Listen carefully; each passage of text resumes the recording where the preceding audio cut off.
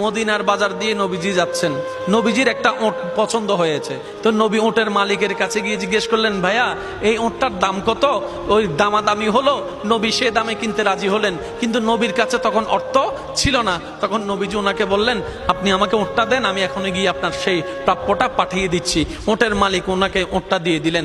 আশেপাশে যারা ওটের মালিক ছিল সবাই জিজ্ঞেস করতেছে, এই পাগলা, তুমি কি যাকে ওট দিয়েছো তাকে চিনো? বলে যে না। নাম জানো? বলে যে না। পরিচয় জানো? বলে যে না। ঠিকানা জানো? না।